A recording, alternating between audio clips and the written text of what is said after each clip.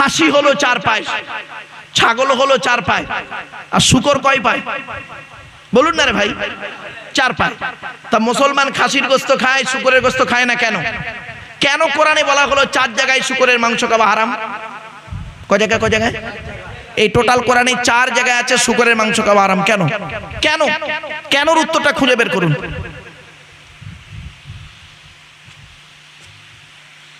কেনর উত্তরটা খুঁজে বের করুন। মদ আর মধু কোনটার দাম বেশি? মধুর দাম বেশি না মদের দাম বেশি? হ্যাঁ, মদের দাম বেশি। আমি বাংলা মালের কথা বলিনি, বাংলা মালের প্যাক এখন 30 টাকা। ইংলিশ মালের কথা বলছি তো। Whisky, Kingfisher, McDonald, black, wine, রিডমিল, ব্লক, ব্রাইন, এসব মদের নাম বললাম, দামি দামি মদ। একটা প্যাকের দাম জানেন? বলে হুজুর মদ খেয়েছে নাকি? না বাবা, কোরআনকে নিয়ে গবেষণা করতে গিয়ে, মদকে নিয়ে গবেষণা করতে গিয়ে হরেক রকমের মদ পেলাম। আপনি কি ভাবছেন আমার বাপেরা? কেন মদ হারাম কোরআনে 4 জায়গায় লেখা আছে। কয় জায়গায়? টোটাল কোরআনে 4 জায়গায় লেখা আছে মদ খাওয়া হারাম। কেন? আর কেন মধুটা হালাল আর মদটা হারাম? কেন? কেন উত্তরটা খুঁজে বের করলেন না? আপনি পুরুষ লিঙ্গের আগার চামড়া কেটেছেন, তাই তো? আরে ভাই বলুন না, কথা বলুন একটু। তাই আপনারা কি বলেন, মুসলমানি না খাতনা? তা কেন পুরুষ লিঙ্গের আগার চামড়া আপনি কাটলেন? আমাদের নবীর নাম তো মুহাম্মদ সাল্লাল্লাহু আলাইহি ওয়াসাল্লাম। তো মুহাম্মদ সাল্লাল্লাহু আলাইহি ওয়াসাল্লামকে কে মুসলমানি বা খাতনা করে দিল? আপনার তো হাজাম এসে বাড়িতে করে দিল, ডাক্তার গিয়ে ডাক্তারখানায় করিয়ে আনলেন। তো মুহাম্মদ সাল্লাল্লাহু আলাইহি ওয়াসাল্লামকে কে করে দিয়েছিলেন? সে প্রশ্নের উত্তর কোনোদিন খোঁজেননি। এইভাবে তো আপনাদেরকে বলা হয়নি। ওই আপনাদেরকে একটা ভয় ঢোকানো আছে, এই খবরদার এই ধরনের কথা বলে ঈমান চলে যাবি, ঠিক না বেটি? এই ভয়ে তো আপনি শেখেননি, জানেননি। যারা এটাকে নিয়ে গবেষণা করেছে, চিন্তা ভাবনা করেছে, তারা ভেবেছে পেয়েছে। আপনি পেশাব ফিরলেন এক জায়গা থেকে, আপনি পেশাব ফিরলেন এক জায়গা থেকে, পায়খানা ফিরলেন আর এক জায়গা থেকে, ওই জায়গাটায় 3 বার ধৌত করলে তো হয়ে যেত। ইসলাম কেন আপনাকে বললো, কোরআন কেন আপনাকে বললো ওযু করতে গেলে মুখ ধুতে হবে, হাত ধুতে হবে, পা ধুতে হবে? এর সঙ্গে এর কিসের সম্পর্ক কোনোদিন ভাবেননি? এজন্য অনুরোধ করে আপনাদের বলে যাচ্ছি, কথাগুলো একটু মূল্যায়ন করুন। চলুন একটা একটা করে আপনাদের বলি। আজকে আমাদের আলোচনা হবে শেষ কিতাব আর শেষ নবী। শেষ কিতাবের পরিচয় দেব, শেষ নবীর পরিচয় দেব। এখন আসছি, আমাদের সৃষ্টিকর্তার নাম কি বলেন? সৃষ্টিকর্তার নাম আল্লাহ। এখন আল্লাহর পরিচয় জানতে হবে আপনাকে আমাকে। আমাদের পরিচয় জানতে হবে আল্লাহর। আল্লাহর পরিচয় কি কি? এই কোরআনে আছে, এই কোরআনে আছে। আল্লাহর পরিচয় হলো 4টে। কটা? 4টে। কি কি? আল্লাহ নিজেই বললেন, কুল, নবী তুমি বলো, হুয়াল্লাহু আহাদ, সে আল্লাহ হলেন একক। 2 নাম্বার, আল্লাহুস সামাদ, আল্লাহ হলেন অমুখপেক্ষী, আল্লাহ কারোর মুখপেক্ষী নন, সারা পৃথিবী তার মুখপেক্ষী। 3 নাম্বার, লাম ইয়ালিদ ওয়া লাম ইউলাদ, আল্লাহ কাউকে জন্ম দেয়নি, আল্লাহ কেউ জন্ম দেয়নি। 4 নাম্বার, ওয়া লাম ইয়াকুল লাহু কুফুয়ান আহাদ, আল্লাহর সমকক্ষ কেউই নেই। এই হলো আল্লাহর 4টে পরিচয়। আচ্ছা, এই যে সূরাটা আমি পড়লাম, এই সূরাটি আপনাদের অনেকের মুখস্থ নেই, বলুন না প্লিজ, কথা বলুন। আছে তো? তা আমি আবার পড়লাম কি করতে? 4টে পয়েন্ট, কমসে কম 4টে পয়েন্ট। 1 নাম্বার, এই সূরাটি যে আল্লাহর পরিচয় সেটা আপনাকে জানিয়ে দিলাম। 2 নাম্বার, এই সূরাটি আরবি ভাষায় বাংলায় ট্রান্সলেট করে বলে দিলাম। 3 নাম্বার পয়েন্ট, এই সূরাটির মধ্যে 4টে ধর্ম বেরিয়েছে, মুশরিক, ইহুদি, খ্রিস্টান, ইসলাম।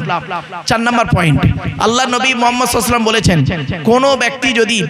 কোন ব্যক্তি যদি 3 বার, কবার 3 বার যদি কুল হুয়াল্লাহ সূরা পাঠ করে, ওই ব্যক্তির আমলনামায় 1 খতম কোরআন শরীফ পড়ার সওয়াব আল্লাহ লিখে দেবে।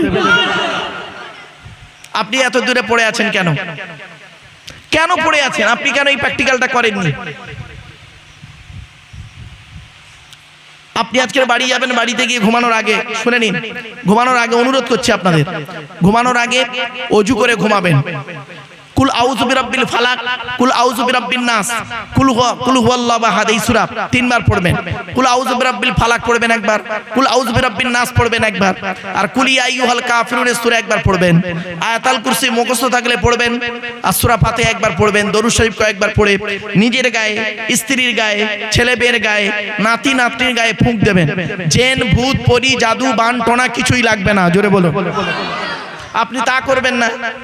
আপনি তা না করে 70 বছরের বুড়ো মানুষ 40 বছর বয়স থেকে নামাজ পড়ছে, 40 বছর বয়স থেকে নামাজ পড়ছে, 70 বছর বয়স, 30 বছর নামাজ পড়ছে, দাড়ি পেকিয়ে ফেললো, আবার পাকানোর পর বুড়ো করেছে কি জানেন, ওর নাতিটাকে নিয়ে ইমাম সাহেবের কাছে এসছে, নাতির ফুঁক দাও।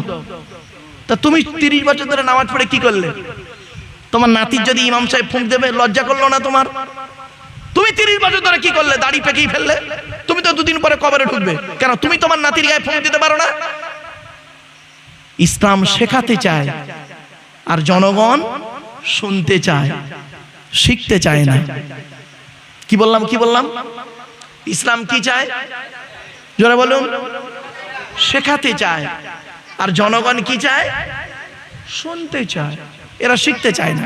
রাগ করবেন না, খারাপ সেন্স নেবেন না ভাই, সকলকে বলছি না, ব্যতিক্রম তো থাকবেই, এক্সেপশন তো থাকবেই প্রত্যেক জিনিসেই। ছোট্ট একটা উদাহরণ দিচ্ছি, দেখুন। রাস্তার ধারে না, রাস্তার ধারে লাল কাপড় জড়ানো একটা হাঁড়ি আছে। রাস্তার ধারে লাল কাপড় জড়ানো একটা হাঁড়ি আছে, আর উপরে লেখা আছে হাজি বিরিয়ানি। আপনার নাকে সেন্ট এলো, এটা বেশি আনন্দ না হোটেলের ভিতরে ঢুকে 1 প্লেট বিরিয়ানি কিনে খাওয়াটা আনন্দ? তাড়াতাড়ি, বাহ, কত সহজে বুঝে ফেললেন। তো এটা যদি এত সহজে বুঝলেন, শুধু ডায়মন্ড হারবার থেকে আব্দুল্লাহিল মারুফকে গ্যাটের পয়সা খরচা করে দাওয়াত দিয়ে এনে কোরআনের বাণী শোনাটা বেশি আনন্দ, না নিজে কোরআন শিখে পড়াটা বেশি আনন্দ? এজন্যই বলেছিলাম ইসলাম আপনাকে শেখাতে চায়, আর আপনি শিখতে ভালোবাসেন না শুনতে ভালোবাসেন। এ কোরআন শিখতে কতদিন লাগে আপনি জানেন? প্রতিদিন যদি 30 মিনিট করে কোনো ব্যক্তি ইমাম সাহেবের কাছে বসে বা কোনো আলেমের কাছে বসে, 30 মিনিট, প্রতিদিন 30 মিনিট করে বসলে, বেশি নয় 2 মাসের মধ্যে কোরআন পড়া শিখে যাবে। আপনি তা করবেন না, তা করবেন না। 60 বছর বয়স পর্যন্ত জলসা দিয়ে যাচ্ছে। জলসার বয়স কত? বলো দাদা হুজুরকে বলা জলসা প্রতিষ্ঠা করেছে। এখন বয়স কত জলসার? হচ্ছে 110 বছর। যে কটা শ্রোতা বসে আছে 80% শ্রোতা কোরআন পড়তে পারে না। এই হলো জলসার বয়স, 110 বছর। রাগ করবেন না, কথাটা শুনতে একটু টক লাগলো। বাপেরা, অনুরোধ করে বলে যাচ্ছি, টাকা আছে বলে ব্যয় করবেন। মনে রাখবেন, চোখ দুটো বন্ধ হয়ে গেলে কিয়ামতের মাঠে আপনাকে 3টে প্রশ্নের উত্তর দিতেই হবে 100%। সে আপনি আমি যেই হই না কেন। 1 নাম্বার, জ্ঞানী, জ্ঞানের হিসাব দাও। খালি হাবেজ সাহেব মৌলবীদের ধরবেন না, যারা জেনারেল জ্ঞান শিক্ষা করেছেন তাদেরও আল্লাহ ধরবে। আল্লাহ বলবেন ওকে জ্ঞান দিয়েছিলাম কোরআন হাদিসের, ওর হিসাব নেব। তোর জ্ঞান দিয়েছিলাম ভৌত বিজ্ঞানের, তোর হিসাব নেব। তোর জ্ঞান দিয়েছিলাম ইংরাজির, তোর জ্ঞান হিসাব নেব। তোর দিয়েছিলাম ভূগোলের জ্ঞান, তোর হিসাব নেব। আর ওকে করেছিলাম উকিল, আর ওকে করেছিলাম ডাক্তার, রেখে করেছিলাম কি কোর্টের জজ। প্রত্যেকেরই হিসাব দিতে হবে। জ্ঞানী, জ্ঞানের হিসাব দাও। জ্ঞানটাকে কোথায় ব্যয় করেছো? তোমার জ্ঞান থেকে মানুষ উপকার পেয়েছে, উপকৃত হয়েছে, না মানুষ মানুষকে মার্ডার করে ক্ষতি করেছে? তুমি জ্ঞানের হিসাব দাও। 2 নাম্বার, ধনী, অর্থের হিসাব দাও। আমি অর্থ দিয়েছিলাম, টাকাটা কোথায় তুমি ব্যয় করেছিলে? ভালো কাজে ব্যয় করেছিলে না অসৎ পথে ব্যয় করেছিলে? হিসাব দাও। 3 নাম্বার, যুবক, যৌবনের হিসাব দাও। এই যুবতী মেয়েরা ভালো করে শুনে নাও, যুবক যুবতীদের বলছি, যুবক যুবতী যৌবনের হিসাব দাও। এখানে মুরব্বীরা মনে মনে ভাবছে যাক আমরা বেঁচে গিয়েছি। এত সহজ নয়। আপনার দাড়িটা এখন পেকে গেছে, 70 বছর বয়স হয়ে গেছে। আপনি 6 বার হজ করেছেন, 5 বার ওমরা করেছেন, মনে করেছেন আপনি পার হয়ে গেছেন। নেভার। আপনাকে আল্লাহ ধরবে। বয়স তো তোমার 70 বছর। এখন মনে আছে 20 বছর বয়স যখন ছিল, পাড়ার কটা ভাবি নষ্ট করেছিলে? এলাকার কোনো যুবতী মেয়ে তোমার চোখ থেকে ফাঁক যায়নি। তোমার সেই দিনটার কথা খেয়াল করো আর ভাবো। এখন তুমি বুড়ো হয়ে গেলে, সব ঢিলে হয়ে গেছে, চলতে পারছো না বলে এখন অসহায় হয়ে গেছো। মনে রাখবেন, কোর্টের বিচারক যখন বিচারের সিদ্ধান্ত নেয়, তখন কিন্তু ওই বর্তমান আসামির বর্তমান পরিস্থিতি দেখে বিচার করে না, ঠিক না বেঠিক? আসামি বর্তমান পরিস্থিতি দেখে বিচার। বাবা আমি দুটো ল নিয়েও তো পড়াশোনা করেছি, according to Islamic law, according to Indian law, কম বেশিটা একটু পড়াশোনা করেছি, বুঝি তো। কোর্টের বিচারক যখন বিচারের ফায়সালা দেয়, আসামির বর্তমান পরিস্থিতি দেখে বিচার করে না। ধরুন একটা লোক মার্ডার করেছে একজনকে, আপনাদের গ্রামে একটা লোক একজনকে মার্ডার করেছে, শেষ করে দিয়েছে। তার বয়স ছিল তখন 30 বছর জাস্ট।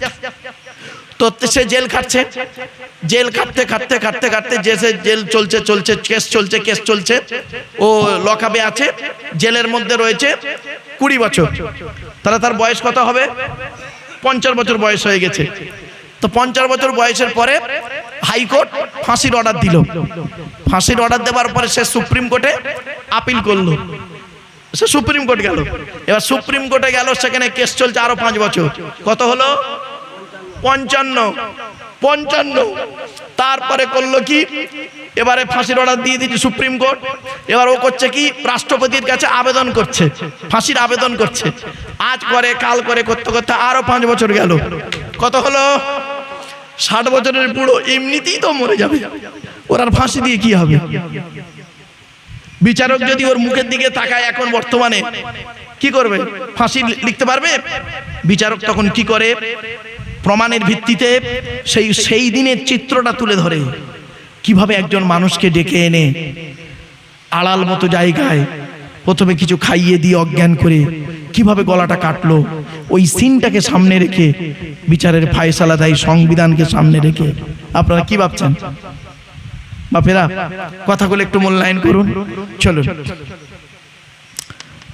তো সৃষ্টিকর্তার পরিচয় আপনাদেরকে দিলাম। এরপরে আল্লাহ বলছেন, বান্দা শোন, এই পৃথিবীতে তোকে কিভাবে পৃথিবীতে আনলাম, আমরা কিভাবে পৃথিবীতে এলাম, একটু দেখে জেনে নিন, বুঝে নিন, শিখে নিন। আল্লাহ বলছেন, তোর বাপের 4টে অঙ্গ, মায়ের 4টে অঙ্গ। বাপের কটা অঙ্গ? 4টে, মায়ের 4টে, তাহলে কটা হলো? 8টা। আজ আপনি বাড়ি যাবেন, বাড়িতে গিয়ে আপনার জন্ম দেওয়া ছেলে মেয়ে কিনা প্রমাণ পাবেন। আপনি আপনার মেয়ে বা ছেলেকে, বাচ্চা ছেলে বা মেয়েকে দাঁড় করাবেন, আর আপনার বডির মধ্যে দেখবেন কমসে কম 4টে জিনিস মিলবে। চোখ, কান, নাক, হাত, পা, মুখ, হাতের আঙুল, পায়ের আঙুল, ঠোঁট, মিলবে মেয়ের সঙ্গে বা ছেলের সঙ্গে 4টে। কমসে কম 4টে বললাম, বেশি মিললেও মিলতে পারে, কমসে কম 4টে। তা বাপের 4টে, মায়ের 4টে, কটা হলো? 8টা। আল্লাহ নিজে দেয় 5টা, তাহলে কত হলো? 13টা জিনিস দিয়ে আল্লাহ পাক মায়ের পেটের ভিতরে বাচ্চাকে তৈরি করে। কিভাবে বাচ্চাকে তৈরি করে আপনারা কি জানেন? আপনি পৃথিবীতে এসেছেন সংগ্রাম করতে করতে, পৃথিবীতে আপনি এসেছেন সংগ্রাম করতে করতে, মারামারি করতে করতে এসেছেন। যারা মেডিকেল সায়েন্সের স্টুডেন্ট আছে তারা ভালো বুঝতে পারছে, মানে কয়েক কোটি শুক্রাণুকে মেরে দিয়ে যেটা গর্ভে জন্ম ঢুকে গেছিল, সেটাই হলাম আপনি অথবা আমি, ঠিক না বেঠিক? আপনি হতে পারে, আমি হতে পারি। যেটাই বেঁচেছিল, যেটাই জিতেছে, সবগুলোকে মেরে ফেলে দিয়ে, পিছনে ফেলে দিয়ে, যে গিয়ে ডিম্বাশয়ের ভিতরে মাতৃগর্ভে গিয়ে স্থান করেছে, সেই ব্যক্তিটা হলাম আপনি অথবা আমি। আপনি কি ভাবলেন? পৃথিবীতে এলাম, পৃথিবীতে আসার নিয়ম পদ্ধতি কোরআনে সব বলা আছে। সব টাইম তো এগুলো লং টাইমের আলোচনা, ওগুলো আর আলোচনা করলাম না, জাস্ট খালি একটু ইঙ্গিত দিয়ে দিলাম। এরপরে সৃষ্টিকর্তা বলছেন, এই পৃথিবীতে তো দেহের মধ্যে 4টে অর্গান দিয়েছি, খুব গুরুত্বপূর্ণ।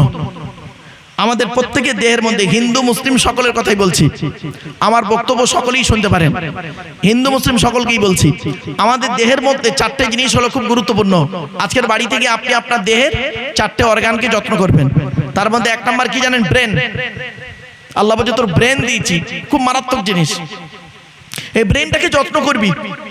আমি তোর ব্রেনটাকে সুরক্ষিত জায়গায় রেখেছি। আমাদের ব্রেনটা কোথায় আছে বলতে পারেন? আরে ভাই বলুন না, ব্রেনটা কোথায় আছে? মাথায় তো। মাথার কোন দিকে? সামনের দিকে না, এই ঠিক এই জায়গাটায়। আল্লাহ জানেন বান্দা যখন পৃথিবীতে চলবে যত ঝড়ঝাপটাও সামনের দিকে আসবে, অর্থাৎ সামনের দিকে যদি দিই তাহলে ব্রেনে ডাইরেক্ট আঘাত হতে পারে, ঠিক এমন জায়গায় দিয়েছে। দেখবেন কাউকে যদি মার্ডার করতে হয় একটা লাঠি নিয়ে বা বাঁশ নিয়ে বা একটা রড নিয়ে এই জায়গাটায় মারবেন, সঙ্গে সঙ্গে পড়ে যাবে, বমি করবে, ইন্টারনাল হ্যামারেজ হবে, মারা যাবে। কেন? কারণটা কি?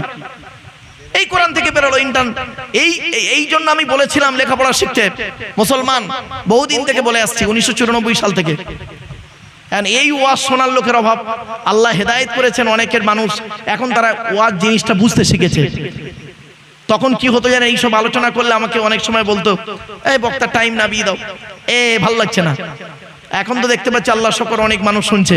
তখন ওই কেসা কাহিনী শুনতো, জীবনী শুনতো, টেনে টেনে বলবে অনেকক্ষণ ধরে একটা কথাকে, মানে চামের মতো টানছে, চামের মতো টানছে, চামের মতো টেনে টেনে টেনে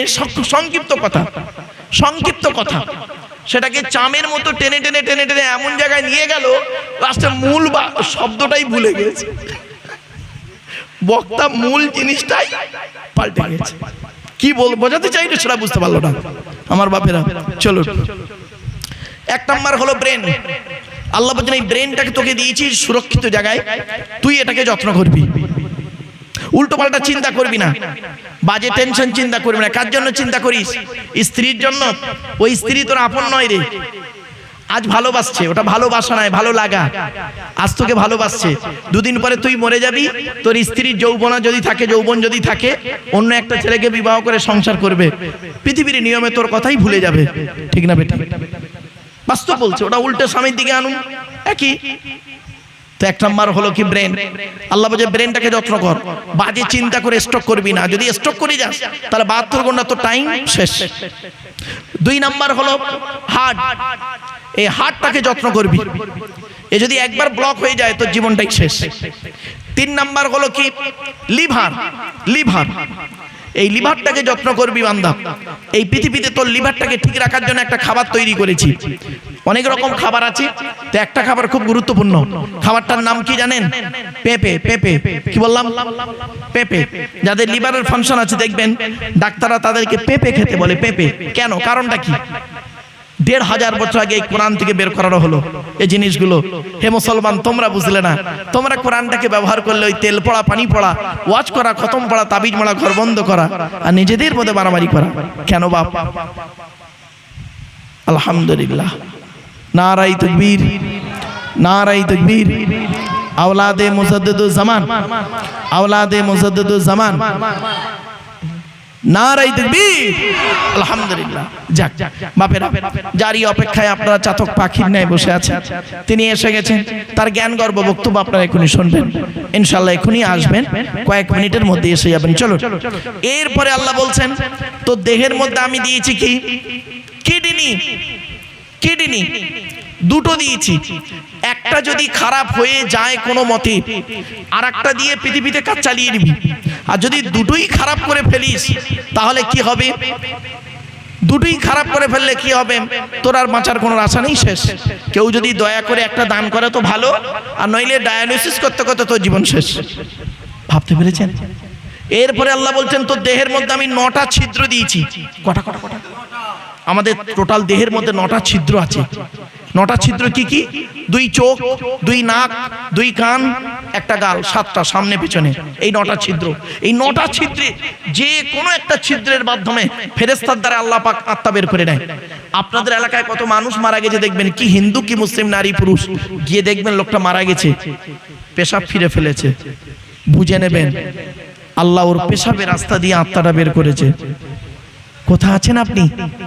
কত মানুষ মারা গেছে দেখবেন, গিয়ে দেখবেন লোকটা মারা গেছে, পায়খানা ফিরে ফেলেছে।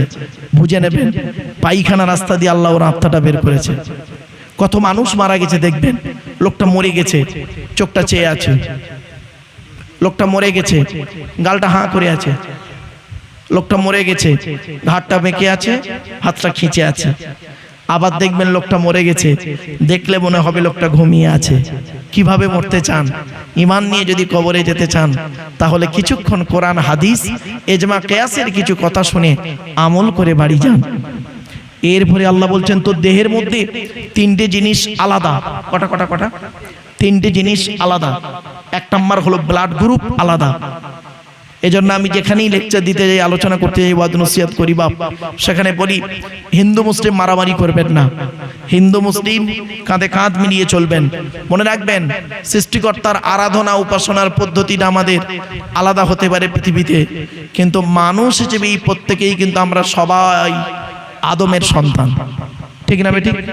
আমরা সবাই কিন্তু আদমের সন্তান, আদমের সন্তানের বাইরে কেউ নেই, আছে নাকি? সবাই আদমের সন্তান। আল্লাহ কখন কিভাবে কাকে হেদায়েত করে তার পথে আনবে তিনিই ভালো জানেন, ঠিক না ঠিক? সারা জীবন লোকটা খারাপ পথে ছিল, এমন একটা সময় এসে গেল লোকটা এতটাই ভালো হয়ে গেছে, তওবা তিল্লা করে ঈমান নিয়ে কবরে গেছে। আবার এমনও মানুষ আছে সারা জীবন নামাজ রোজা করেছে, ধর্মের পথে ছিল, এমনও পরিস্থিতির মোকাবেলা করতে গিয়ে এমনও হয়ে গেল বেঈমান হয়ে কবরে গেল, হয়নি?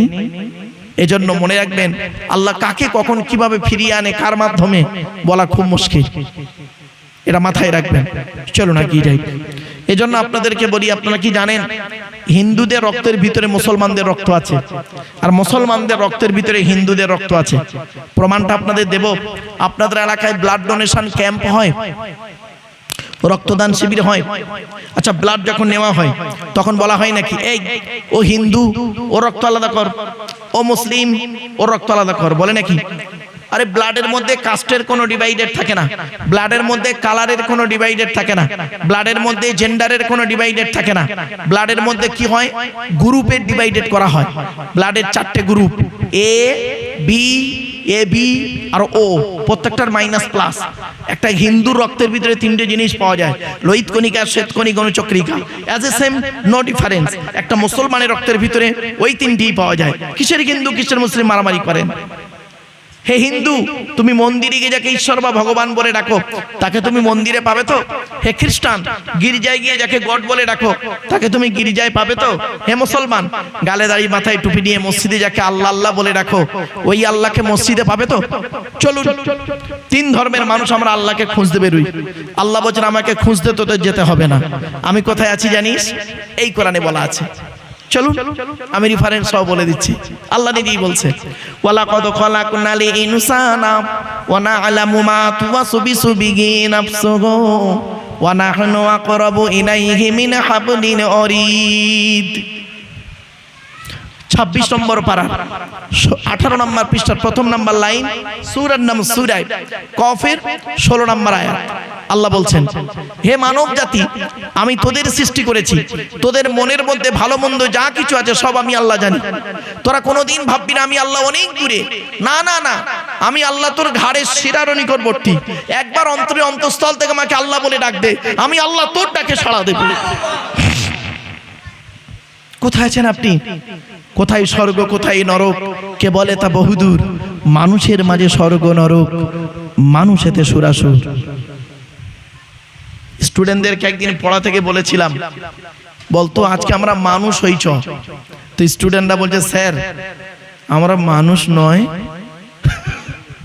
হ্যালো, হ্যাঁ মানুষ তো, তা আবার মানুষ হতে হবে স্যার? বললাম হ্যাঁ চ আজকে আমরা মানুষ হবো।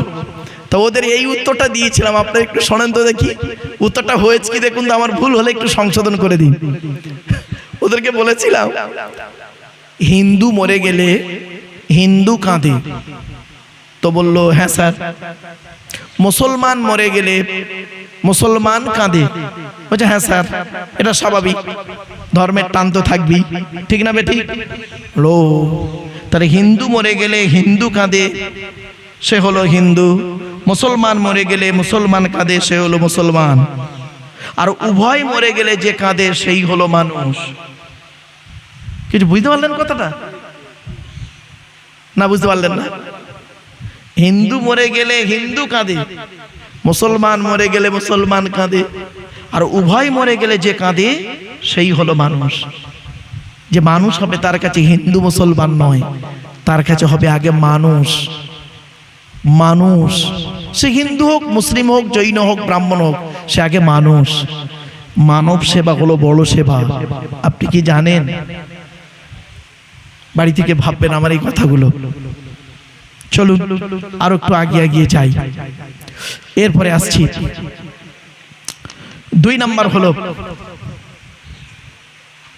আপনারা আধার কার্ড করেছেন? আধার কার্ড করেছেন তাই তো? আচ্ছা, আধার কার্ড করার সময় অফিসাররা আপনাদেরকে দুটো কথা বলেছিল, খেয়াল করে দেখুন তো মনে পড়ছে কিনা। এক নাম্বার কি করেছিলেন, একটা মেশিনকে চোখে ধরেছিলেন, চোখে ধরে বলেছিলেন চোখটা বড় করে চান্ত, বলেছিলেন না? ১৫০০ বছর আগে কোরআনে কথাটা ইঙ্গিত দেওয়া ছিল। জোরে বলো, কোথায় আছেন আপনি? আমি আয়াতটা দিয়ে দিচ্ছি দেখুন। আর একটা কি করেছিল মনে আছে আপনাদের? এই দুটো বুড়ো আঙুলকে নিয়ে একটা কাঁচের উপরে অনেকক্ষণ চেপে ধরেছিলেন। ১৫০০ বছর আগে কোরআনে কথাটা ইঙ্গিত দেওয়া আছে। জোরে বলো। চলুন উদাহরণটা নিয়ে নিন। আল্লাহ পাক বললেন আলাম নাজআল লাহু আইনাইনি, এটা জিজ্ঞাসার চিহ্ন। আল্লাহ বললেন আমি কি তোদের দুটো চোখ তৈরি করি নাই? আমেরিকার 10 জন বৈজ্ঞানিক গবেষণা শুরু করলো কোরআনকে নিয়ে, যে দেহের তো অনেক অঙ্গ ছিল, তা চোখের কথা পার্টিকুলার বলা হলো কেন? তোদের দুটো চোখ তৈরি করি নাই জিজ্ঞাসার চিহ্ন কেন বলা হলো? চোখকে নিয়ে গবেষণা শুরু হলো। গবেষণা করে দেখলেন যে পৃথিবীতে যত মানুষ এসেছেন, আসছেন, আসবেন, কারোর চোখের রেটিনার সঙ্গে কারোর চোখের রেটিনার কোনো মিল নেই। জোরে বলুন সুবহানাল্লাহ। সঙ্গে সঙ্গে 10 জন বৈজ্ঞানিক ইসলামের কালেমা পড়ে মুসলমান হয়ে গেলেন। আপনি কোথায় আছেন শুনে নিন। দ্বিতীয় কথাটা বলছে এবার, ফিঙ্গারপ্রিন্ট কোথায় লেখা আছে? 29 নম্বর পারা, সূরার নাম সূরা কিয়ামত, 4-5 নম্বর আয়াত।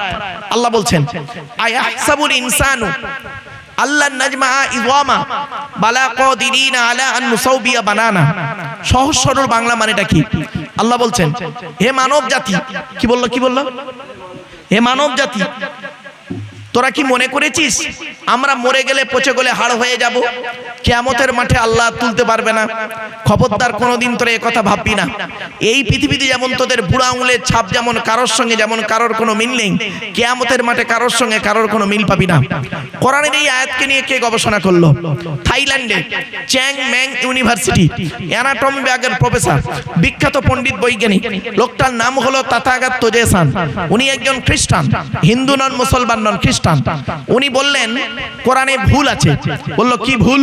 বলল লেখা আছে কোরআনে বুড়া আঙুলের ছাপ নাকি কারোর সঙ্গে কারোর কোনো মিল নেই। আমি কোরআনের ভুল বের করে শুনবো। উনি করলেন কি, 1000 মানুষের বুড়া আঙুলের ছাপ নিলেন, 1 বছর ধরে গবেষণা করে দেখছেন কার সঙ্গে কার মিল আছে। যখন কারোর সঙ্গে কারোর কোনো মিল পেলেন না, ল্যাবরেটরির ভিতরে দাঁড়িয়ে দাঁড়িয়ে ইসলামের কালেমা পড়ে মুসলমান হয়ে গেলেন। আপনি কোথায় আছেন? কোনদিন আমরা ভাবিনি এই কোরআনকে নিয়ে? মানুষ বোঝে না, তাই কোরআন সম্পর্কে মন্তব্য উল্টোপাল্টা করে। মনে রাখবেন এই কোরআনকে নিয়ে যে ব্যক্তি পৃথিবীতে পজিটিভলি চিন্তা ভাবনা করবে, ভালো করে ভাষাটা ফলো করুন, এই কোরআনকে নিয়ে যে ব্যক্তি পৃথিবীতে পজিটিভলি চিন্তা ভাবনা করবে, আল্লাহ রাব্বুল আলামিন তার মেধা শক্তি বাড়িয়ে দেবে। আর যে ব্যক্তি পৃথিবীতে কোরআনকে নেগেটিভলি চিন্তা ভাবনা করবে, তাহলে পৃথিবীতে সে অপমানিত, লাঞ্ছিত হবে, আর পরকালে তার জন্য নরক তো রয়েছে। একদম বাস্তব কথা, মনে রাখবেন, এটা খুব গুরুত্বপূর্ণ কথা আপনাদেরকে বললাম। এর কোরআনকে নিয়ে গবেষণা করুন, পড়ুন, বুঝতে না পারলে বুঝে নিন। কোরআনের ব্যাখ্যা অনেক বের হয়ে গেছে। কি বলছে দেখুন, এই কোরআনে আছে 250 রকমের হারাম। কত 250 রকমের হারাম আয়াত আছে এই কোরআনে, আর 250 রকমের হালাল আছে। আপনি কটা হারাম কটা হালাল জানেন বলুন? আপনি খুব বেশি হলে কটা বলতে পারবেন? সুদ খাওয়া, মদ খাওয়া, ঘুষ খাওয়া, বিয়ের পণ নেওয়া, নারী নির্যাতন করা, জমির আলচুরি করা, হুক মেরে কারেন্ট নেওয়া। আর জানেন না 250 রকমের হারাম আছে। দেখবেন কয়েক কটা হারাম বলবো কি বলুন? দু একটা হারাম বলি আপনাদের। স্ত্রীর পিতামাতার গালি দেওয়া হারাম। কি বললাম? স্ত্রীর পিতামাতার গালি দেওয়া হারাম। স্ত্রীর পিতামাতাকে, শ্বশুর শাশুড়িকে গালি দেওয়া হারাম। আপনার বয়স এখন 70 বছর, আপনার মনে আছে 30 বছর বয়স আপনি কি করেছিলেন? আপনার স্ত্রী কি করেছে? ঈদের দিনে আপনি সকালবেলা স্ত্রীকে বললেন রান্না করো, সে বেচারা ঘুম থেকে উঠতে একটু লেট করে ফেলেছে বলে আপনি তাকে কি করলেন? প্রথমে গায়ে হাত তুলে দিলেন, তারপরে গালিগালাজ করলেন, তারপরে কি করলেন? তার মরা বাম্মাটাকে কবর থেকে তুলে এনেছিলেন। ঈদের দিনে সে বেচারা বাপ নেই, মা নেই, এতিম বাচ্চা, বাম্মা মরে গেছে, ভাইরা গরিব, কার কাছে যাবে? কষ্ট করে স্বামীর সংসার করছে। আপনি তাকে মারধর করলেন, গালিগালাজ করলেন, পিতামাতার গালি দিলেন, তার মরা বাম্মাকেও গালি দিলেন, দিয়ে কি করলেন? আপনি ভালো করে গোসল করলেন, ভালো সাবান দিয়ে গোসল করে আর নতুন জামা কাপড় পরে আতর সুরমা মেখে ঈদের মাঠে গিয়ে ঈদের নামাজ পড়ে ইমাম সাহেবের বুকে বুকে মিলছেন। আর আপনি ভাবলেন আপনার ঈদের নামাজ আল্লাহ কবুল করে নিয়েছে। কোন মৌলানা সাহেব এই কথা আপনাদের বললো? ইসলাম বলছে যে আগে স্ত্রীর আগে মিল মোহাম্মদ কে তার মুখে হাসি ফুটিয়ে আয়। আপনি কি জানেন স্ত্রীর পিতামাতার গালি দেওয়া হারাম? বাড়ি থেকে ভাববেন। আরো দেখেন কত হারাম বেরোচ্ছে, কঠোর হারাম। শুনুন, এতিমের মাল যারা ভক্ষণ করে, বাপ মারা গেছে, চাচা বেঁচে আছে, ছোট ছোট ভাইপোদের সম্পত্তি চাচা নিজের নামে রেকর্ড করে বসে আছে, উনি আবার হাজি সাহেব। ছি ছি ছি ছি, আপনাকে কে হাজি বললো? কোন লোকটা হাজি বললো? আপনি একজন হারামখোর মানুষ, অবৈধ খাবার খানেওয়ালা মানুষ। আপনি কি জানেন আল্লাহর নবী বলেছেন হারাম খানেওয়ালা দেহ কোনোদিন জান্নাতে যাবে না, যাবে না, যাবে না। আমার বাবার কথা নয়, নবীজির কথা। যদি নবীজিকে মেনে থাকেন তাহলে কথাই মূল্যায়ন করুন।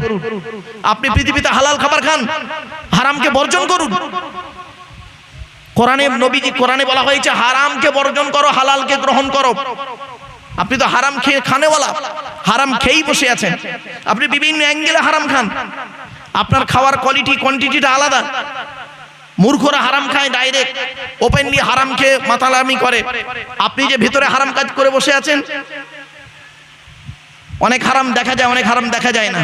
দেখবেন একটা গোপন হারাম বলবো, বলবো বলবো এই দেখুন, রাগ করবেন না কেউ। আচ্ছা, আমি যদি এই মুহূর্তে একটা ছুরি নিয়ে, জাস্ট ফর এক্সাম্পল, আমি একটা ছুরি নিয়ে যদি এই ভাইকে এখনই মার্ডার করি আপনাদের সামনে, অন ক্যামেরার সামনে, ধরুন আমি একটা ছুরি নিয়ে এনাকে আমি মেরে দিলাম, উনি সঙ্গে সঙ্গে মারা গেল, তো আপনারা কোর্টে গিয়ে আমার বিরুদ্ধে সাক্ষী দেবেন 100% যে আমরা একদম চোখে দেখেছি, চোখে দেখেছি আব্দুল্লাহ গিল মারুফ একটা ছুরি নিয়ে এই ভদ্রলোককে মেরে দিয়েছেন। তো বিচারক তার চিন্তা ভাবনা গবেষণা এবং আইন, যে দেশের বিচার হবে সেই দেশের আইন অনুযায়ী আমাকে শাস্তি দেওয়া হবে, ঠিক কিনা? তাহলে আপনারা সাক্ষী দিলেন কি দেখে? আমি লোকটাকে মেরেছি চোখে দেখে, তাই তো? তাহলে এটা হারাম কাজ, একজন অপরকে হত্যা করা হারাম কাজ। কিন্তু এমনও অনেক হত্যা করা হয়েছে, এখানে অনেক হত্যাকারী বসে আছেন যেটা চোখে দেখা যায়নি। একটু খুলে বলবো? এই দেখুন, কোরআনে বলা হয়েছে লা তাকতুলু আওলাদাকুম মিন ইমলাক, তোমরা তোমাদের সন্তানদেরকে হত্যা করো না। নাহনু নারযুকুকুম ওয়া ইয়্যাকুম, তোমরা তোমাদের সন্তানদেরকে লা তাকরাবু লা তাকতুলু নাফসাল্লাতী আল্লাহ পাক কোরআনে বলেছেন লা তাকতুলু আওলাদাকুম মিন খাশিয়াতি ইমলাক, তোমরা তোমাদের সন্তানদেরকে খাবার ভয়ে হত্যা করো না। নাহনু নারযুকুকুম ওয়া ইয়্যাকুম, আমি তোমাদেরও খাওয়াই তাদেরও খাওয়াই। এখানে অনেক মানুষ বসে আছেন, অনেক নারী পুরুষ আমার বক্তব্য শুনছেন। স্বামী স্ত্রী আনন্দ ফুর্তি করলো, বাপের পৃষ্ঠ হতে স্ত্রীর পেটে বাচ্চা এসে গেল, বাচ্চাটা 2 মাস হয়েছে, 3 মাস হয়েছে, 4 মাসের বাচ্চাকে কি করলো? ওয়াশ করে ট্যাবলেটের মাধ্যমে, ইনজেকশনের মাধ্যমে, 499 টাকা ট্যাবলেটের মাধ্যমে, ইনজেকশনের মাধ্যমে, ওয়াশের মাধ্যমে বাচ্চাটাকে মেরে দিলেন। আল্লাহ কোরআনে বলছেন ওয়াইজাল মাউউদাতু সুইলাত বিআইয়ি যামবিন কুতিলাত, ওই সমস্ত মৃত সন্তানদেরকে আমি আল্লাহ কিয়ামতের মাঠে জিজ্ঞাসা করব কোন অন্যায়ের কারণে তোমাদের পিতামাতা তোমাদের হত্যা করেছিল। ওই মাসুম মাসুম বাচ্চারা বলবে আল্লাহ আমরা হত্যা হতে চাইনি, আমাদের বাপ আর মা আনন্দ ফুর্তি করলো, বাপের পৃষ্ঠ হতে মায়ের পেটে এলাম, আর বাপ আর মা দুজনে মিলে যুক্তি করে ডাক্তারের পরামর্শ নিয়ে আমাদেরকে ট্যাবলেটের মাধ্যমে, ইনজেকশনের মাধ্যমে, ওয়াশের মাধ্যমে আমাদের মেরে দিয়েছে। আজকের দিনে যদি জাহান্নামায় দিতে হয়, ওই বাপ আর মাকে আগে জাহান্নামায় দেখাও, তারপরে তোমার বিচার যা হয় করিও। ও হাজী সাহেব, ও মৌলানা সাহেব, ও মুফতি সাহেব, ও দাড়িওয়ালা সাহেব, কি করেছেন? এখন দাড়িটা পেকে গেছে, বয়স হয়ে গেছে, মনে করো যে ফেরেশতা হয়ে গেছি না? কটা বাচ্চা নষ্ট করেছো তার তো কোনো ঠিক নেই। বিয়ের আগে কটা বাচ্চা নষ্ট করেছো, বিয়ের পরে কটা বাচ্চা নষ্ট করেছো। বিয়ের আগে যারা বাচ্চা নষ্ট করে তারা হলো, তাদের দুটো পাপ, দুটো শাস্তি। 1 নাম্বার হলো ব্যভিচার করার জন্য শাস্তি, আর 2 নাম্বার হলো কি? সন্তান হত্যার শাস্তি। আর বিয়ের পরে যারা বাচ্চা নষ্ট করেছে তাদের একটা শাস্তি কি? ওই সন্তান হত্যার শাস্তি। কথাটা শুনতে হয়তো টাক লাগলো, অতি বাস্তব কথা বললাম। কঠোর হারাম, এই হারামটাকে আমরা ঠিক সুন্দরভাবে সুপরিকল্পিতভাবে চালিয়ে যাচ্ছি, ঠিক না বেঠিক?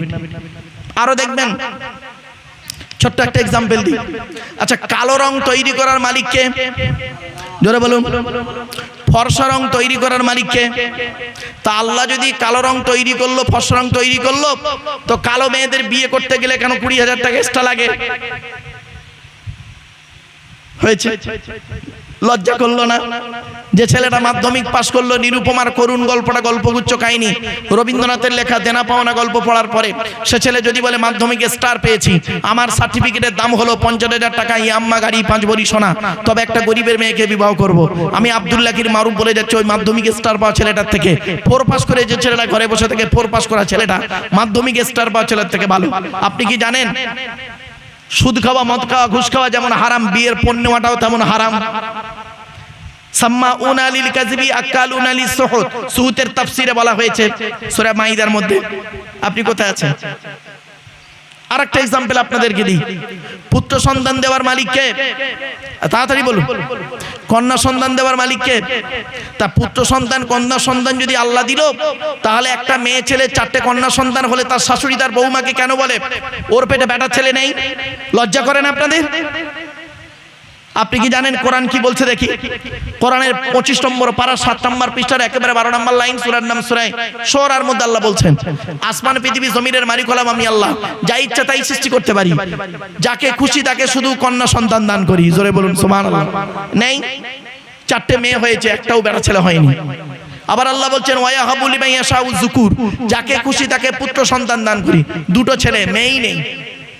আবার আল্লাহ বলছেন আও ইজাউবিতুকুম যুকুরানা ওয়া ইনাসা, যাকে খুশি তাকে পুত্র কন্যা উভয় দান করি, 2টো ছেলে 2টো মেয়ে। আবার আল্লাহ বলছেন ওয়ায়াজালু মান ইয়াশাউ আকিমা, যাকে খুশি তাকে পুত্র কন্যা থেকে বঞ্চিত করে ভাঁজা করে রাখি। 20 বছর বিয়ে হয়ে গেছে, কোটি কোটি টাকার মালিক, ছেলেই নেই মেয়েই নেই, তাহলে আপনি নারীর দোষ দিলেন কি করে? চলুন বিজ্ঞান কি বলছে দেখি। ক্লাস 10 বইটির নাম হলো লাইফ সায়েন্স বা জীবন বিজ্ঞান, চ্যাপ্টারটার নাম হলো জেনেটিক্স বা বংশগতি। বংশগতিবিদ্যার জনক হলো গ্রেগর জোহান মেন্ডেল। 2টো সূত্র আবিষ্কার করেছিলেন, পৃথক বণ্টনের সূত্র, স্বাধীন বণ্টনের সূত্র। এক্স আর ওয়াই কে দিয়ে মোটর গাছ কিনে গবেষণা করেছিলেন। বিজ্ঞান কি বলছে জানেন? মেডিকেল সায়েন্স কি বলছে শুনে নিন। সন্তানের লিঙ্গ নির্ধারণ হয় বাপের কারণে, মায়ের এতে হাত থাকে না। তাহলে ও শাশুড়ি দোষ যদি দিতে হয়, বৌমাকে দোষ না দিয়ে ছেলেটাকে দোষ দাও।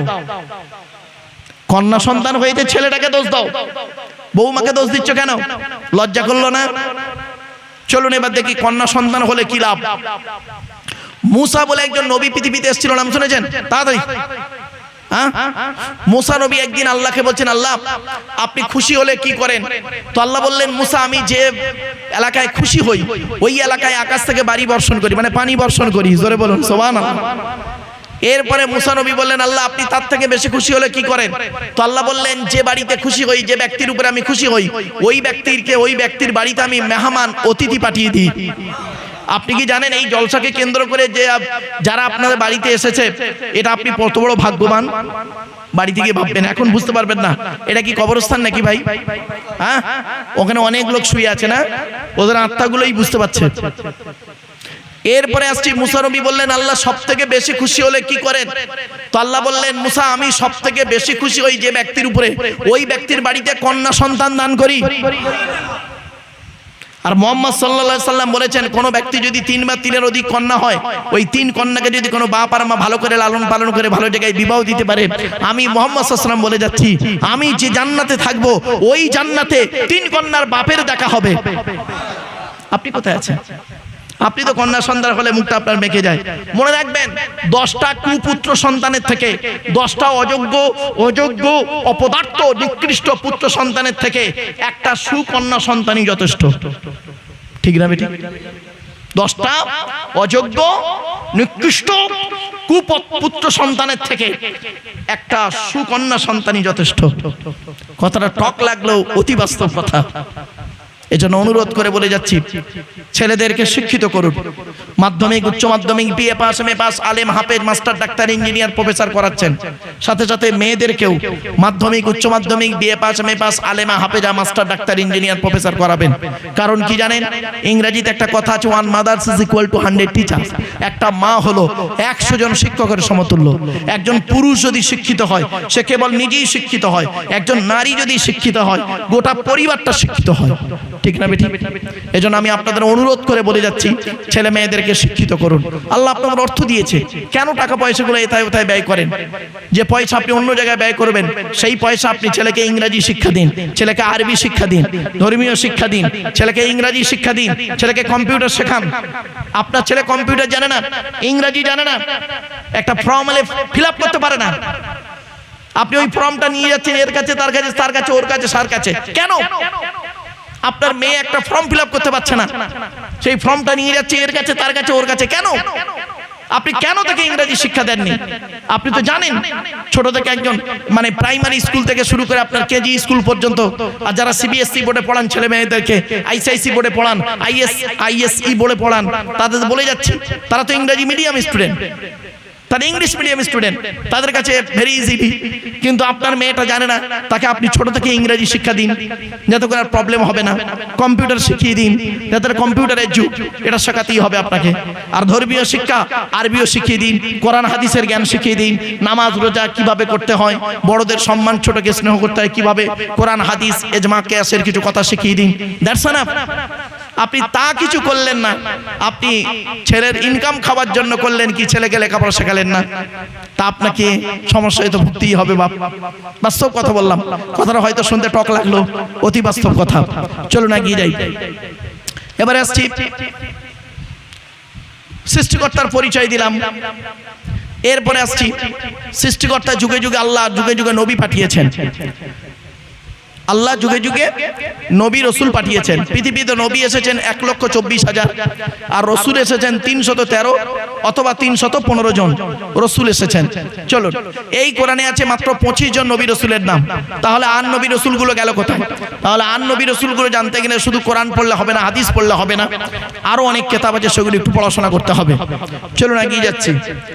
এরপরে আসছি শেষ নবী, আমরা যে নবীর উম্মত, শেষ নবী, সেই নবীর পরিচয়টা আমাদের জেনে নিতে হবে। সেই নবীর পরিচয়টা কি? সেই নবীর পরিচয় হলো, তিনি আমাদের নবী। আমাদের নবীর নাম কি? একটু বলুন, উচ্চারণটা করুন, ভালো হবে, খুশি হবে আল্লাহ। হযরত মুহাম্মদ মুস্তাফা সাল্লাল্লাহু আলাইহি ওয়াসাল্লাম। নবীর নাম উচ্চারণ হলে সাল্লাল্লাহু আলাইহি সাল্লাম বলবেন, ছোট দরুদ, আর যদি বড় দরুদ পারেন তো সময় পেলে পড়বেন। চলুন, মুহাম্মদ সাল্লাল্লাহু আলাইহি ওয়াসাল্লাম, তার পরিচয়টা কি? তার পরিচয় হচ্ছে তিনি কোন বংশে জন্মগ্রহণ করেছেন বলতে পারেন? কুরাইশ বংশ। কোন বংশ? কুরাইশ বংশ। কুরাইশ কার নাম? চলুন একটু দয়া করে সুবহানাল্লাহটা জোরে বলতে হবে, পারবেন তো? হ্যাঁ। কোন বংশ বললেন? কুরাইশ।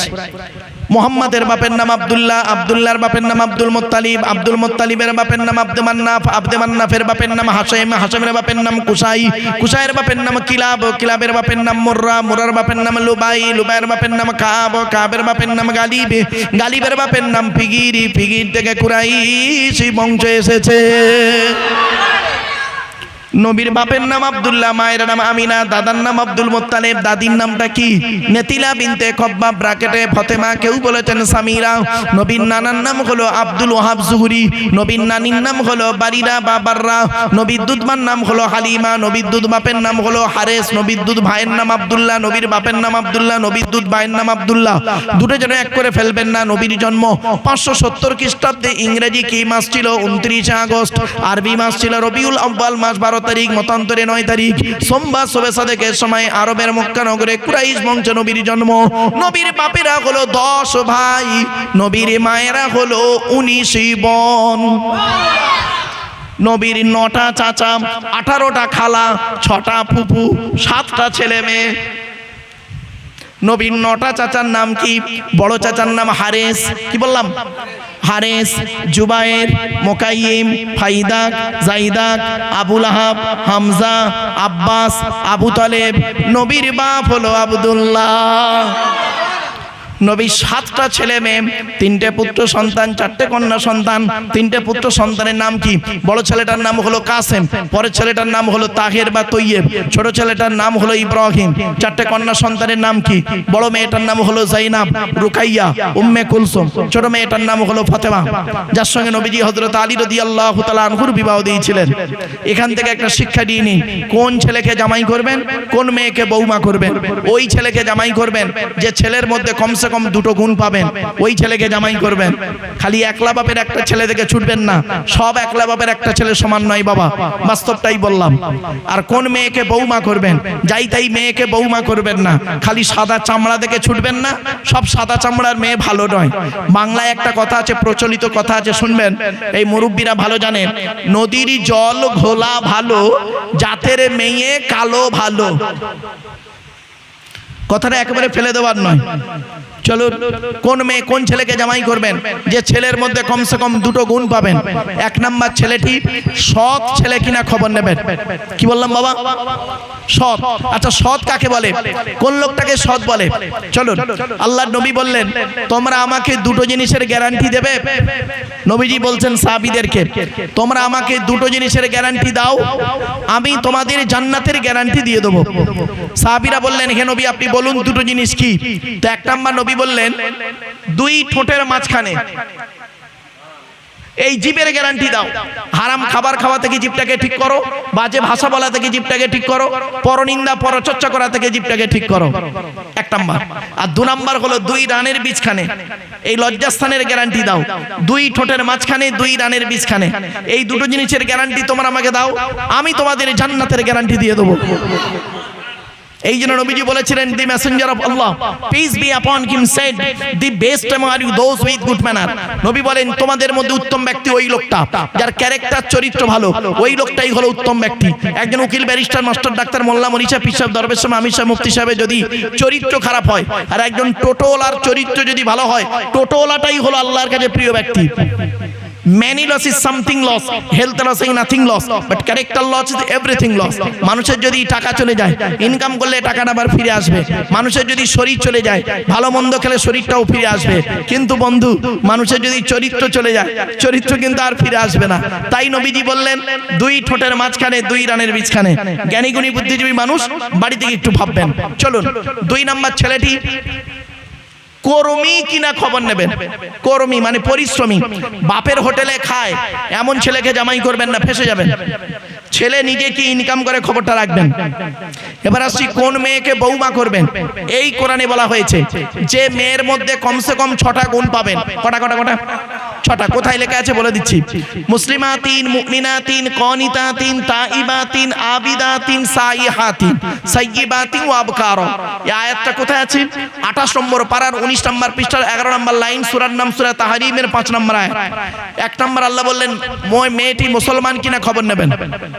2 নম্বর, মুমিনাতিন, বিশ্বাসী মেয়ে কিনা খবর নেবেন। 3 নম্বর, খুব ইম্পর্টেন্ট, কনিতাতিন, আনুগত্যশীলা মেয়ে কিনা খবর নেবেন। দূর থেকে খবর নিয়ে দেখবেন মেয়েটি ওর বাপ আর মাকে ভক্তি শ্রদ্ধা করে কিনা খবর নেবেন। দূর থেকে খবর নিয়ে সঠিক তথ্য যদি পেয়ে যান মেয়েটি ওর বাপ আর মাকে ভক্তি শ্রদ্ধা করে না, ও যত সুন্দরী মেয়ে হোক আর যত শিক্ষিতা মেয়ে হোক, খবরদার ওই মেয়েকে জীবনে কোনোদিন বৌমা করবেন না। ওর বাম্মাকে ভক্তি শ্রদ্ধা করে না, তোমার বাম্মার পাতে সহজে এক থালা ভাত দিতে চাইবে না।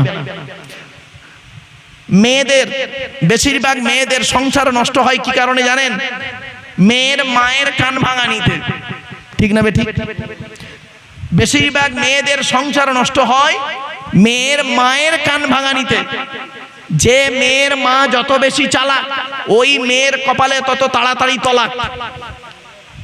শুধু তাই নয়, যে মেয়ে ছেলে দেখবেন বিবাহের পরে স্বামীর কথার গুরুত্ব না দিয়ে ওর বাপ আর মায়ের কথায় ওঠে বসে, বাপ ভাইয়ের কথায় ওঠে বসে, ওই নারী হলো জাহান্নামী নারী।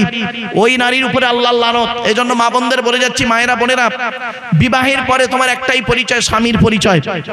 মনে রেখো, বিবাহের পরে বাম্মার শ্বশুরি দিয়ে শ্বশুর শাশুড়িকে আলাদা হতে যেও না।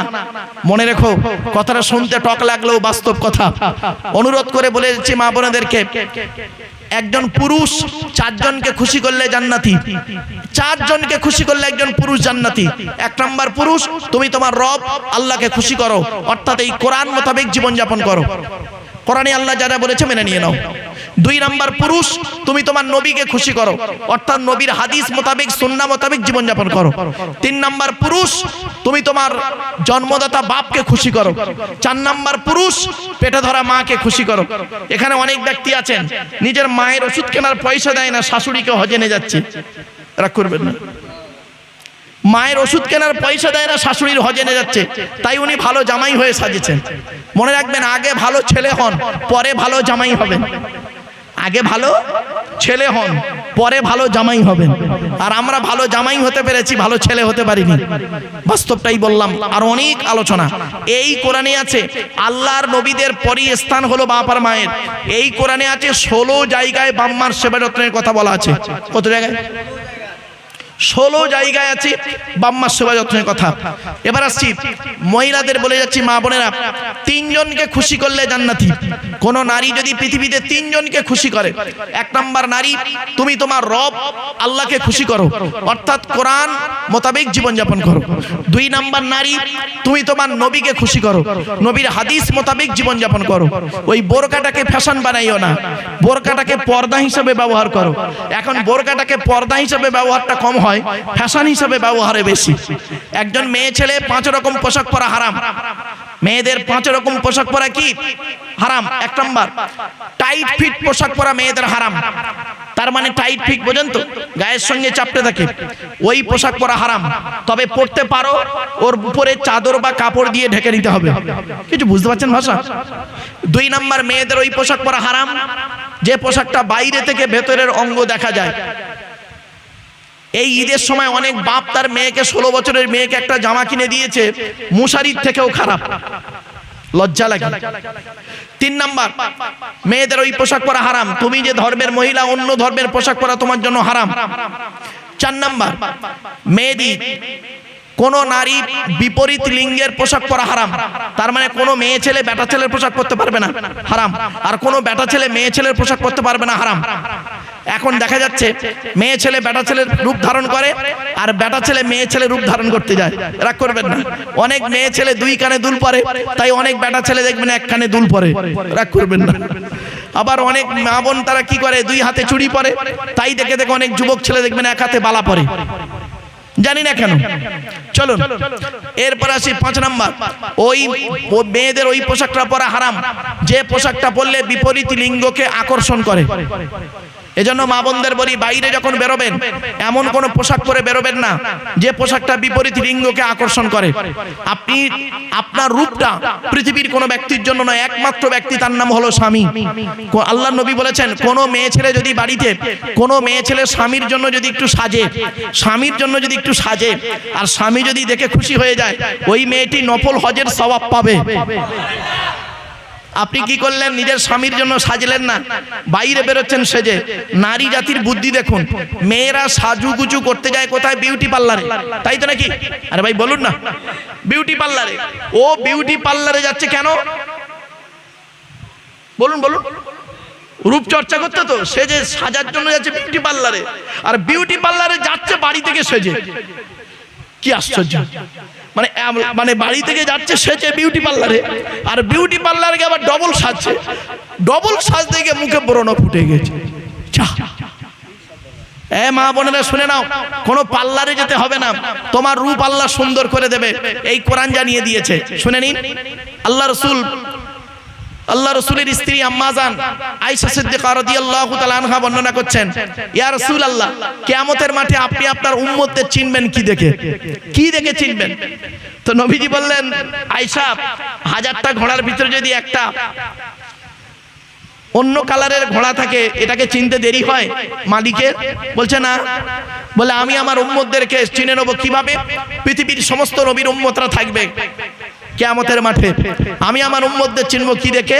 শুনে নিন, তারাকুম রুকআন সুজদান ইয়াবতাগুনা ফাদলাম মির রাব্বিহিম ওয়া রিদওয়ানা সীমাকুম ফি ওয়ুজুহিহিম মিন আসারিস সুজুদ। আমি আমার উম্মতদেরকে চিনব পৃথিবীতে তারা ওযু করার কারণে তাদের মুখ থেকে নূর চমকাবে। শুধু তাই নয়, আমি আমার উম্মতদেরকে চিনব নামাজ পড়ার কারণে, তাদের কপাল থেকে সাজদা দেবার কারণে তাদের নূর চমকাবে। শুধু তাই না, এজন্য যুবকদেরকে বলে যাচ্ছি, নামাজকে ত্যাগ করো না। নামাজ হলো ফরজ। নামাজের মধ্যে একটা সায়েন্টিফিক্স আছে, বৈজ্ঞানিক দিক আছে নামাজের। নামাজের মধ্যে যে রুকু করে 90 ডিগ্রি কোণ, এই কোণটাকে 90 ডিগ্রি কোণ বলে। আপনি রুকু করবেন, অনেকে রুকু করে এইরকম, খবরদার রুকু হবে না। রুকু এমন ভাবে করতে হবে যেন পিঠের উপরে একটা গ্লাস, 1 গ্লাস পানি যেন পিঠের উপরে রাখা যায়। আর আপনি রুকু করেছেন কিভাবে?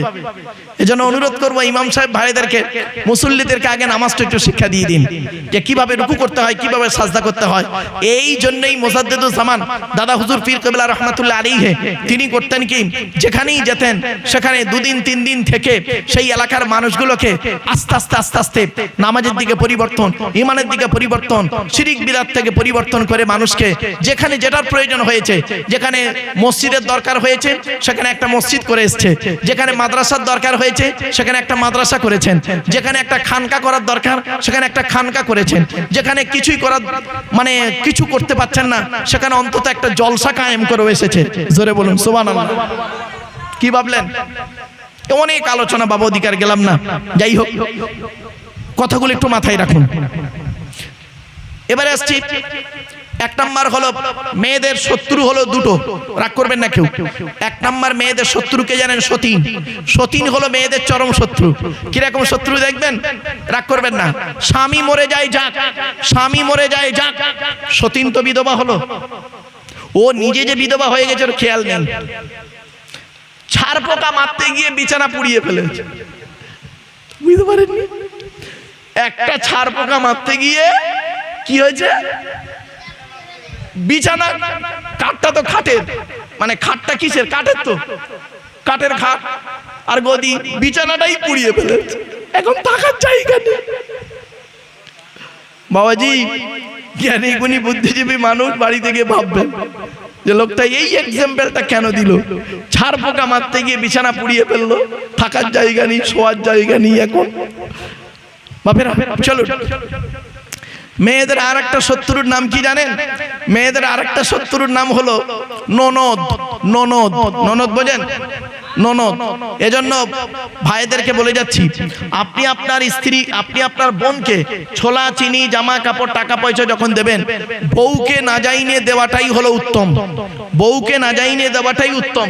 আর অনেকে আছে দেখবেন বউ পাগলা বিবির গোলাম, বোনকে একটা শাড়ি দিচ্ছে বউকে জানিয়ে, জানো শোনা এইটা বোনকে দিচ্ছি, ওর কলজে ফেটে যাবে, রাগ করবেন না। বউকে না যাইনে দেওয়াটাই উত্তম। এজন্য আপনাদেরকে বলি, বোনকে যখন কিছু দেবেন, ছোলা, চিনি, জামা কাপড়, টাকা পয়সা গোপনে দেবেন, স্ত্রীকে না যাইনে দেওয়াটাই উত্তম, একটু মাথায় রাখবেন। চলো এবারে আসছি, মুসলিমাতিন, মেয়েটা মুসলমান কিনা, মুমিনাতিন, বিশ্বাসী মেয়ে কিনা, কনিতাতিন, আনুগত্যশীলা মেয়ে কিনা। 4 নাম্বার তাইবাতিন, তওবাকারিনী মেয়ে কিনা। 5 নাম্বার আবিদাতিন, ইবাদতকারিনী মেয়ে কিনা, মেয়েটি 5 ওয়াক্ত নামাজ পড়ে কিনা, রমজান মাসে রোজা রাখে কিনা, মেয়েটির চরিত্রটা ঠিক আছে কিনা। এর সঙ্গে আরেকটা কথা বলি, আপনারা মেয়ে দেখতে গেলে মেয়েটার চরিত্র খুব দেখেন, তাই না? মেয়েটার বাপ কটা প্রেম করেছে, মেয়েটার মা কার সঙ্গে পালিয়ে গেছে, মেয়েটা কটা মানে পাপ কাজ করেছে, কটা প্রেম করেছে, ছেড়ে দিয়ে এটা দেখে। আর ছেলের দেখেন না কেন?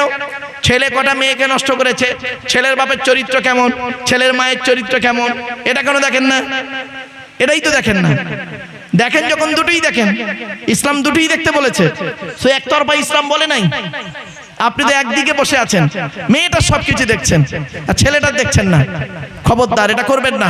চলুন আর একটু এগিয়ে যাচ্ছি। এবারে আসছি সাইহাতিন, রোজাদার মেয়ে কিনা খবর নেবেন। কেন রোজাদার মেয়েকে খবর নেবেন?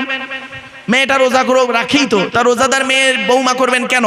শুনে নিন, এই রোজা করলে শুকানো একটা অভ্যাস জন্মায়, ঠিক না বে ঠিক? যে ব্যক্তি রোজা রাখে অভাব জিনিসটা সে অনুভব করতে পারে। স্বামীর ঘরে যদি অভাব হয়, এই রোজা রাখা অভ্যস্ত মেয়েটা মানিয়ে নিতে সহজ হবে। আর যে রোজা রাখা অভ্যস্ত নেই তো পট করে স্বামীকে বলবে খাওয়াতে পারবে না, বিয়ে করেছিলে কেন, ঠিক না বে ঠিক? মারাত্মক কথা বললাম। চলো, কয়েক প্রকার শ্রেণী নারী আছে, তারা ইবাদত নামাজ রোজা করার পরেও তাদেরকে আল্লাহ গজব দেবেন, শাস্তি পাবেন। আমার মা বোনের একটু শুনে নিন, কমসে কম এই শ্রেণীর নারী হলো 6 প্রকারের। 1 নাম্বার যে নারী তার স্বামীর সঙ্গে যখন কথা বলে মেজাজ দিয়ে কথা বলে। অনেক মেয়ে ছেলে আছে দেখবেন পাড়ার লোকের সঙ্গে কথা বলে মিষ্টি ভাষায়, আর স্বামীর সঙ্গে যখন কথা বলে মেজাজ দিয়ে কথা বলে। আমার মা বোনদের বলে যাচ্ছি, খবরদার স্বামীর সঙ্গে মেজাজ দিয়ে কথা বলবেন না। মা অনুরোধ করে বলে যাচ্ছে, আপনি আপনার ঈমান আমল নষ্ট করবেন না। মনে রাখবেন, স্বামী হলো একটা বটগাছ। যেদিন ওই বটগাছটা মরে যাবে না, রঙিন রঙিন স্বপ্ন দেখানোর মানুষ অনেক পাবেন, 10 মিনিটের দায়িত্ব নেওয়ার অনেক লোক পাবেন, কিন্তু সারা জীবনের দায়িত্ব নেওয়ার মতো স্বামী ছাড়া কেউ থাকে না। ঠিক না বেঠিক? ও নারী, তোমার বাপ মা ভাই বোন বোনাই দোলা ভাই মানে ভাই ভাবি কেউ তোমার আপন নয়, একমাত্র স্বামীর ঘরটাই হলো তোমার আপন। আর স্বামী যদি তোমার পাশে থাকে, জানবে সারা পৃথিবী তোমার পাশে রয়েছে। আর স্বামীকে যদি চটিয়ে, স্বামীকে দুঃখ দিয়ে কাঁদিয়ে যদি তুমি মনে করো আমি বাপের খুশি করব, মায়ের খুশি করব, ভাবিদের খুশি করব, তাহলে জানবে নারী তোমার জীবনটাই হলো সর্বনাশ, তুমি শেষ করে ফেললে জীবনটা। এজন্য মা বোনদের বলি, নারীদের প্রতি মানে নারী হয়ে চেষ্টা করবেন স্বামীর ঘরটাকে উজ্জ্বল করতে। একজন নারী পারে অসুস্থ স্বামীকে শারীরিক মানসিক দৈহিক এবং বিভিন্ন দিকে সেবা যত্ন করে অসুস্থ নারীকে সুস্থ করে স্বামীকে সুস্থ করে তুলতে পারে। আর একজন নারী পারে সুস্থ স্বামীকে টেনশন দিয়ে 12টা বাজিয়ে কবরে ঢুকিয়ে দিতে পারে। ঠিক না বেটি? ওটি বাস্তব কথা বললাম বাবা, কথাটা হয়তো শুনতে খারাপ লাগছে কিন্তু বাস্তব। চলো এরপরে আসছি 2 নাম্বার, ওই নারীর প্রতি আল্লাহর লানত যে নারী স্বামীর দুর্নাম বদনাম অন্যের কাছে করে বেড়ায়। অনেক মেয়ে ছেলে আছে দেখবেন, বিয়ে হয়ে গেছে, 2 ছেলের মা হয়ে গেল, 2 ছেলের মা হয়ে গেছে, বিয়ে হয়ে গেছে। সেই বাল্যকালে একটা প্রেমিক ছিল, সেই প্রেমিকের নাম্বারটা জোগাড় করে আজও তার সঙ্গে কি করছে, ফোনে আলাপ চলছে, ফেসবুক টুইটার মেসেঞ্জার হোয়াটসঅ্যাপে ভিডিও কল চলছে, আর স্বামীর সঙ্গে প্রতারণা করছে। 24 ঘন্টায় স্বামীর সঙ্গে 5 মিনিট ভালো করে কথা বলে না, ওর বাল্য প্রেমিকের সঙ্গে ঘন্টার পর ঘন্টা দিন কাটা রাত কাটায়, জাহান্নামী নারী। 3 নাম্বার, ওই নারীর প্রতি আল্লাহর লানত যে নারী স্বামী থাকতে অন্য পুরুষের সঙ্গে পরকীয়ায় লিপ্ত হয়। অনেক মেয়ে ছেলে আছে দেখবেন, স্বামী দিল্লি বোম্বাই মিরাট সুরাট গুজরাট হায়দ্রাবাদ আহমেদাবাদ কাজে গেছে, আর নারী করছে কি বাড়িতে অন্য পুরুষের সঙ্গে পরকীয়ায় লিপ্ত হয়েছে। মা বোনেদের বলি, বোনেরা খবরদার, যদি এরকম পাপ আপনার মধ্যে থাকে আপনি সরিয়ে দিন। 4 নাম্বার হলো, ওই নারী জাহান্নামী নারী, আল্লাহর লানত পড়বে যে নারী বিনা কারণে স্বামীর বিছানা ত্যাগ করে দিয়ে অন্য বিছানায় রাত কাটায়। অনেক মেয়ে ছেলে আছে দেখবেন, স্বামীর কাছে ঘুমায় না, স্বামীকে দেখে না, গুরুত্ব দেয় না, অন্য বিছানায় রাত কাটায়। ও নারী হলো জাহান্নামী নারী, নরকবাসিনী নারীর পরিচয়। 5 নাম্বারটা খুব ইম্পর্টেন্ট, মনে রাখবেন, ওই নারীর প্রতি আল্লাহর লানত যে নারী স্বামীর পরিবারের সঙ্গে খারাপ আচরণ করে। স্বামীর বাপ ভাই এলে দেখতে পারে না, ওর বাপ ভাই এলে দেখবেন খুব গুরুত্ব দেয়, স্বামীর বাপ ভাইয়ের প্রতি গুরুত্ব নেই। নারীরা যদি ওদের স্বামীরা পুরুষরা এরা এদের শ্বশুর শাশুড়িকে জানা ভক্তি করে, নারীরা ওদের শ্বশুর শাশুড়িকে যদি 4 আনা ভক্তি করত, তাহলে সংসারটা জান্নাত হয়ে যেত। ঠিক না বেঠি? আমার মা বোনদের বলে যাচ্ছি, মায়েরা বোনেরা, স্বামীর পরিবারের সঙ্গে খারাপ আচরণ করবেন না। স্বামীর পরিবার খারাপ, স্বামীর বাপ, স্বামীর মা, স্বামীর ভাই, স্বামীর বোন ইত্যাদি ইত্যাদি। 6 নাম্বার, ওই নারীর প্রতি আল্লাহর লানত যে নারী স্বামীকে বলে, তোমার সঙ্গে বিয়ে হয়ে আমার জীবন নষ্ট হয়ে গেছে, তোমার সঙ্গে বিয়ে হয়ে আমার জীবন নষ্ট হয়েছে, আমার মতো মেয়ে বলে তুমি বেঁচে গেলে, অন্য কেউ হলে বুঝতে পারতে। অনেক মা বোন আছে তার স্বামীকে এই কথা বলে, খবরদার মা বোন এই কথাগুলি বলবেন না। স্বামীদেরকে বলে যাচ্ছি, আপনি স্বামী আপনার স্ত্রীকে কমসে কম 17টা শিক্ষা দিতে হবে। আপনি আপনার স্ত্রীকে কটা শিক্ষা দিয়েছেন? স্ত্রীকে ভালোবাসুন। মনে রাখবেন, এই পৃথিবীর একটা ভালোবাসা আছে, রক্তের সম্পর্ক ছাড়া ভালোবাসা, তার নাম হলো স্বামী স্ত্রীর ভালোবাসা। জোরে বলুন সুবহানাল্লাহ। পৃথিবীর প্রথম ভালোবাসার নাম হলো স্বামী স্ত্রীর ভালোবাসা। পৃথিবীর প্রথম ভালোবাসা স্বামী স্ত্রীর ভালোবাসা, পৃথিবীর রক্ত ছাড়া ভালোবাসা, স্বামী স্ত্রীর ভালোবাসা। আপনি আপনার ছেলেকে ভালোবাসেন রক্তের সম্পর্কে, আপনি আপনার মেয়েকে ভালোবাসেন রক্তের সম্পর্কে, আপনি আপনার বাপকে ভালোবাসেন রক্তের সম্পর্কে, দাদুকে ভালোবাসেন, নানা নানিকে ভালোবাসেন, মামা মামিকে, ভাই বোনকে ভালোবাসেন, ভাগনা ভাগ্নিকে ভালোবাসেন রক্তের সম্পর্ক। কিন্তু আপনার স্ত্রীর সঙ্গে আপনার রক্তের কোনো সম্পর্ক নেই। আপনি আপনি রক্তের সম্পর্ক ছাড়াই ভালোবাসেন, এই ভালোবাসার মূল্য অনেক বেশি। এজন্য স্বামী স্ত্রীর ভালোবাসা আল্লাহ বলেছেন ওয়াজাআলা বাইনাকুম মাওয়াদ্দাতাম ওয়া রাহমা, আমি আল্লাহ এই ভালোবাসার মধ্যে দয়া এবং ভালোবাসা দুটোই দিয়েছি, একে অপরের মহব্বত ভালোবাসা দিয়েছি। অতএব স্ত্রীকে মূল্যায়ন করুন, নিজের স্ত্রীকে মূল্যায়ন করুন। নিজের স্ত্রীকে নিয়ে বেড়াতে যাবেন, অন্যের স্ত্রীকে নিয়ে যাবেন না। নিজের স্ত্রীকে নিয়ে বেড়াতে যাবেন, নিজের স্ত্রীর সঙ্গে ভালো আচরণ করুন, নিজের স্ত্রীকে ভালোবাসুন। বারে বারে বলে যাচ্ছি, আপনি এইটাকে লক্ষ্য রাখুন। এতক্ষণ আপনাদের কাছে বিভিন্ন দিক নিয়ে বিভিন্ন কথা আপনাদের কাছে তুলে ধরলাম। আসুন একটু নবীর সামনে দাঁড়িয়ে একটু সালাত ও সালাম পাঠ করবো। ইয়া নবী।